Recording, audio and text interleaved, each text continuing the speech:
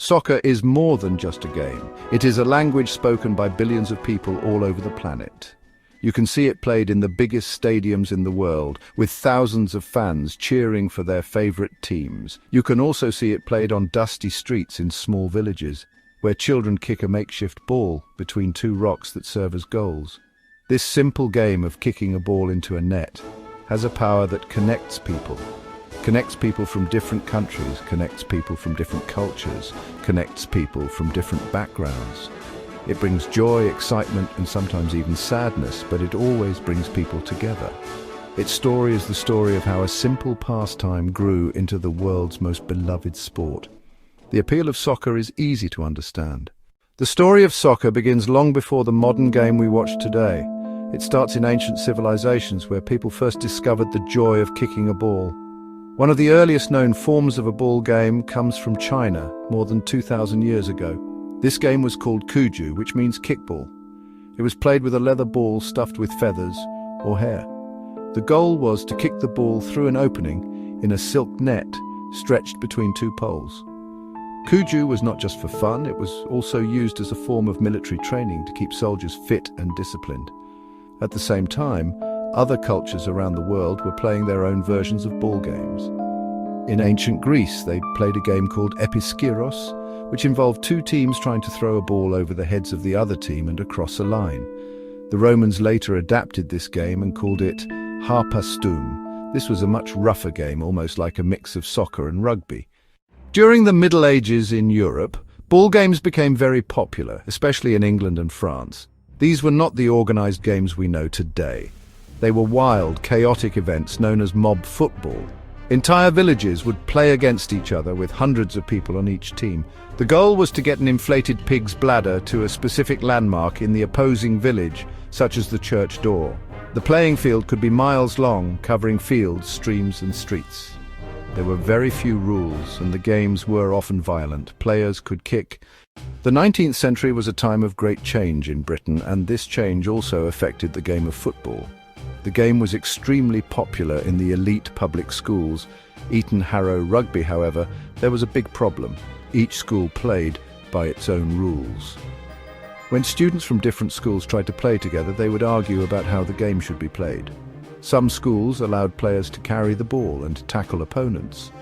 Other schools, like Eton, preferred a game focused on kicking the ball and skillful dribbling. This made proper matches between schools impossible. The need for a single universal set of rules became clear. In October 1863, a historic meeting took place at the Freemasons' Tavern in London. Representatives from several football clubs and schools gathered their goal: create a standard set of laws everyone could accept. Once the rules of soccer were established in England, the game began to spread far beyond its shores.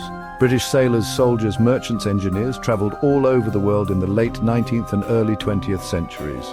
Old ships and world travel maps.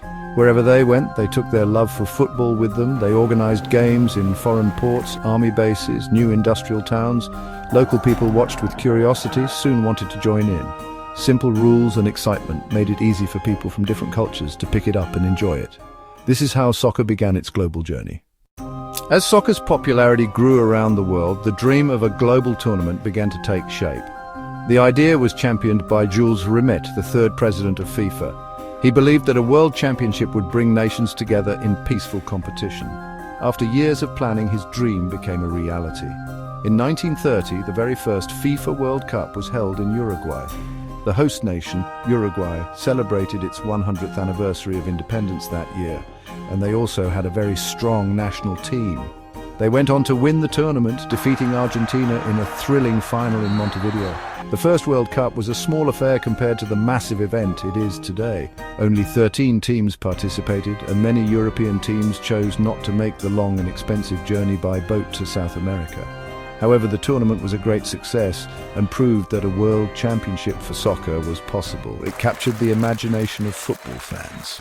The history of soccer is not just about rules and tournaments. It is also about the incredible players who have graced the field. These legendary figures changed the way the game was played and captured the hearts of millions of fans. One of the first global superstars was Pelé from Brazil. He burst onto the scene as a 17-year-old at the 1958 World Cup and led his country to victory. With his amazing skill, creativity and goal-scoring ability, Pelé became the face of soccer. In the 1980s, another legend emerged from South America, Diego Maradona of Argentina. Maradona was a different kind of player. He was a brilliant, rebellious genius with incredible dribbling skills.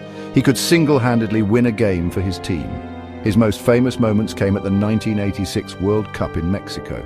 In the quarter-final against England, he scored two of the most famous goals in history. The first was the controversial Hand of God goal. Today, on August 27, 2025, soccer stands as the undisputed king of sports. Its influence extends far beyond the playing field. The game has become a massive global industry worth billions of dollars. Top football clubs are now huge global brands with supporters in every country. Real Madrid, Manchester United, Barcelona. The commercialization of the sport has transformed it completely.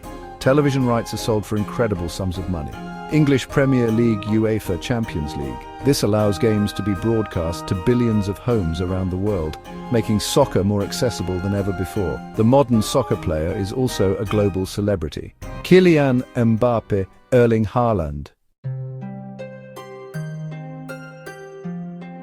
So why has soccer become the world's most loved sport? The answer lies in its beautiful simplicity. At its heart, it is a game that anyone can play and anyone can understand. All you need is a ball. Simplicity lets it cross cultural and social barriers. It doesn't matter where you are from. It doesn't matter what language you speak. It doesn't matter how much money you have. The joy of scoring a goal and the joy of a perfect pass.